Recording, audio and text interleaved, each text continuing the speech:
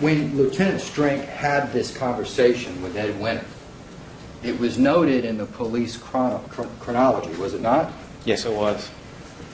And you testified that I think you testified Lieutenant Strink made this comment because there was another agency looking, or somebody else was looking into Arnold Klein. Is that right? Yes, sir. But in the chronology, the police chronology, it doesn't say that, does it? Objection of relevance, Your Honor. Overruled.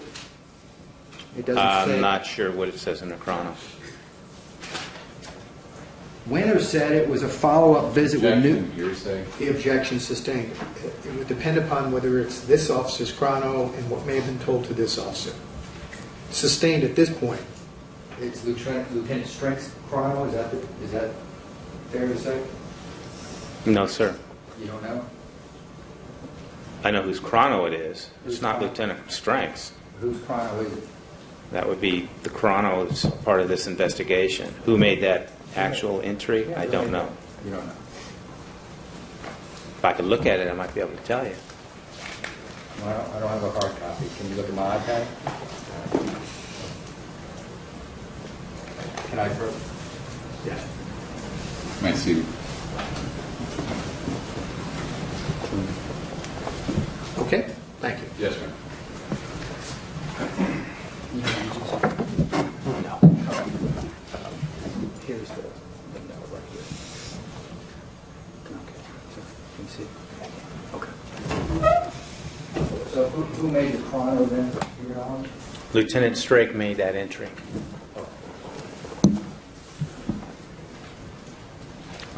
Thank you. Yes, sir. Mr. Chernoff, thank you. We redirect Mr. Walgren. Please, Your Honor. Detective, you did not personally see the 100 milliliter propofol bottle inside the cut saline bag. That's why you did not document, correct? That's correct. Okay. And I see this last one.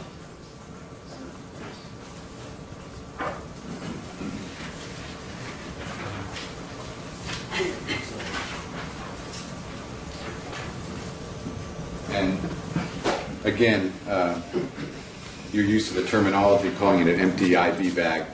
You would agree now that's an inaccurate description? Yes, sir. And you also, on that same page, defense counsel referred you to, referred to a pulse manometer. Do you know if there is such a thing as a pulse manometer? Pulse manometer? No, I don't. Okay. Since your work on this case, have you learned there is a thing called a pulse oximeter that goes on your finger? Yes, sir. Okay. So that's probably an inaccurate description to call it a pulse manometer. That's correct. Now, in the chrono entries that were referred to by Mr. Chernoff, the complete entries, there's subsequent entries for August 20th regarding the decision to divide up the labor as far as the investigation. Isn't that accurate? Yes. In fact, it states that had meeting with DEA and BNE, that's Drug Enforcement Agency. Bureau of Narcotics Enforcement. Yes, sir. Regarding status of investigation and who would be best suited to look at various doctors for possible violations. LAPD will handle all matters involving Dr. Murray. DEA will handle all matters involving Dr. Klein and Mickey Fine's pharmacy. Special Agent Sarah Simpson from BNE will call IOs to let them know if BNE will investigate other doctors mentioned at the meeting for possible violations. Correct? That's correct. Okay. So all this questioning about Lieutenant Strink and decisions to divide labor, that was essentially summarizing the decision that was made. Yes, sir. All right. Thank you. Nothing further. Thank you. Mr. Walgren, thank you. Recross, Mr. Chernoff?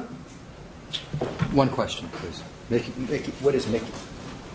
Mickey Finn Pharmacy? What is that to this investigation? What's the importance of Mickey Finn Pharmacy to this investigation? Objection relevant. Seems back on evidence. Sustained. Well, you just said that DEA was going to investigate Mickey Finn Pharmacy, right? That was stated, yes. Yeah. So, how come? Why? Objection. Another agency calls for speculation and relevance. Let me Mr. rephrase Mulder, the I'll question. sustain the objection. 350. Is Dr. Arnold Klein linked to Mickey Finn Pharmacy in some way, Detective Smith?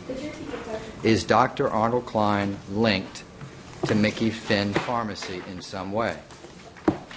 Yes. Thank you. Thank you, Mr. Chernow. Anything further, Mr. Walgren? No, just going on here. Yeah. No, thank you, Your Honor. Thank you. May Detective Smith step down, subject to recall, Mr. Walgren? Yes, Your Honor. Mr. Chernow? Yes, Detective Smith, thank you for your testimony. Don't discuss it or the facts of the case with any other witnesses until you are permitted to do so. If you want to remain on call, you're subject to recall and you may retake your seat. Thank you, sir. Thank you, Your Honor. You're welcome. Mr. Walgren, Ms. Brazil, your next witness is? Yes, ma'am. One moment, Your Honor. Yes. And actually, may we approach briefly?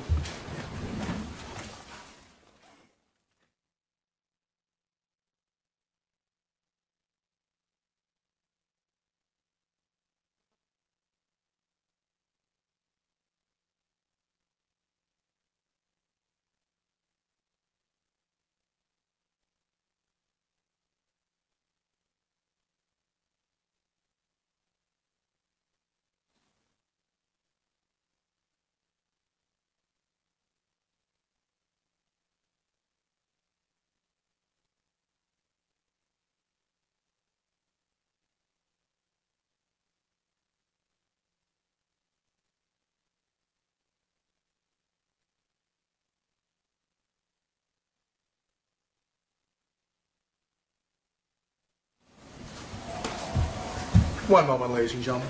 Thank you.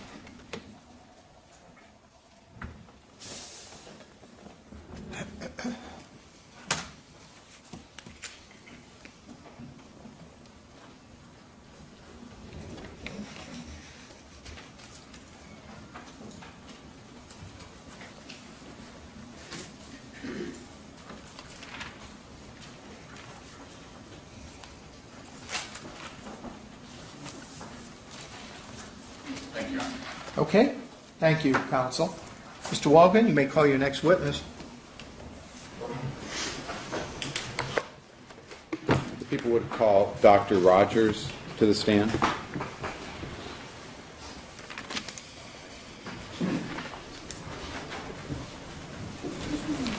Sir, please stand in the witness box. Please raise your right hand. Do you solemnly state that the testimony you may give in the cause now pending before this court shall be the truth, the whole truth, and nothing but the truth, so help you God? I do. You may be seated. Please state your name for the record. Spell your first and last names. Christopher Rogers, CHRISTOPHER, ROGERS. Dr. Rogers, good morning. Good morning. Let me provide you with some instructions that I give to every witness in every case. The first, please sit back and relax. The second, please speak loudly. Everybody's got to be able to hear you, so it would help if you spoke in a little louder voice. Thirdly, if you are called upon to provide a yes or no answer to a question, use those terms yes or no and avoid slang which can be a little tricky. And lastly, please wait until you hear an entire question before you even start to answer it. Many of us think we know what an answer is, so we start to interrupt the questioner. But in court, it's important to hear the whole question first and then respond. Is that acceptable? Yes, thank you. Direct. Mr. Walgren?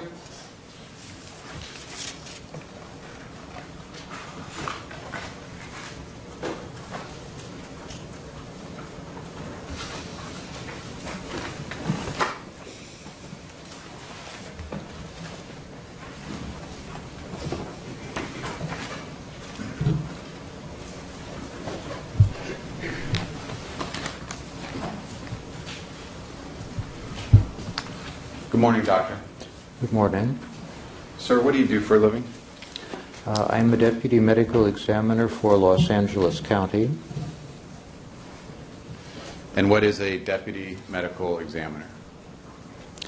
I do autopsies in coroner's cases and determine cause and mode of death based on the findings. And how long have you been a deputy medical examiner? Since 1988. And your current position is what? Chief of Forensic Medicine. And doctor, can you describe for us what is forensic medicine? Forensic medicine is the part of pathology that deals with coroner's cases. So, in other words, dealing with sudden, violent, or unexplained death. And prior to being employed at the LA County Coroner's Office as a deputy medical examiner, can you describe for us your educational background and training? I attended medical school at the University of California, San Diego.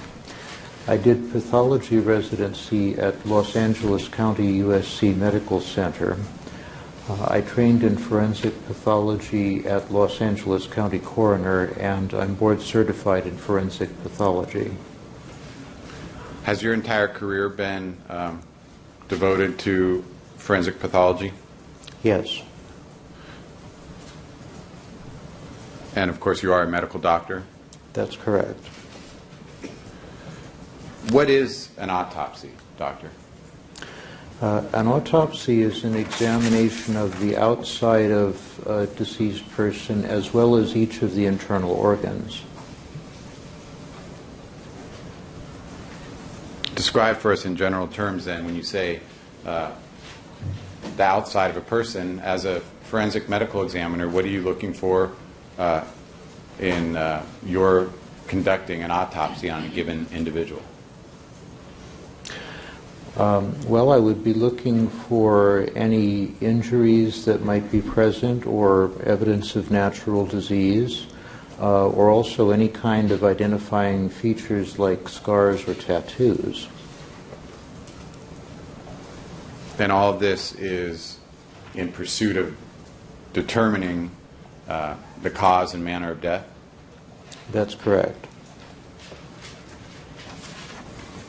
Now, you also mentioned, in addition to the outside of the body, you conduct forensic analysis of the internal organs. What are you looking for there, generally speaking? In the internal organs, I would be looking for any abnormality or disease in the organs themselves, and then I would also collect specimens for supplemental testing, such as toxicology or criminalistic testing. All right. And how many autopsies would you say you've personally handled or been present for in your career? I would say several thousand.